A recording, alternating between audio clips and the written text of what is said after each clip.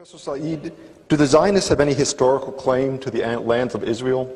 Of course, but I would not say that the Jewish claim, or the Zionist claim, is the only claim or the main claim. I say that it is a claim among many others.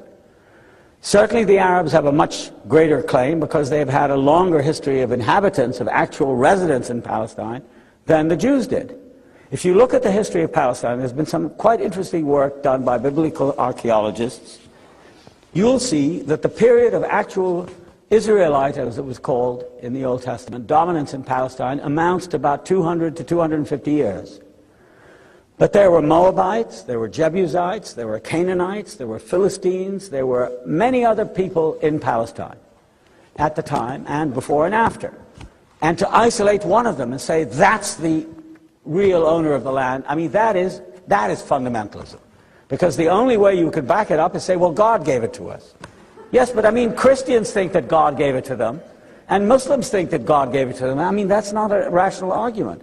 So I think the people who have a history of residence in Palestine for a certain amount of time, including the Jews, yes, and of course the Arabs, have a claim.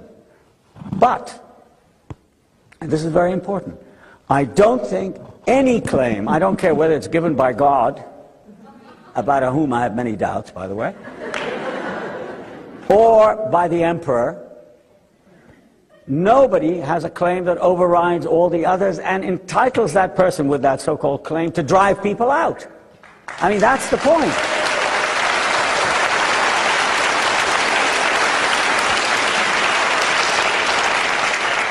This is a very, very important point. I mean, Jews have a claim, and I've never denied that. Of course they do.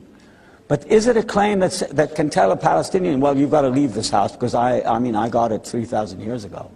I mean, it's true I come from Poland or from Brooklyn, but I have a bigger right to this house than you do. So get out.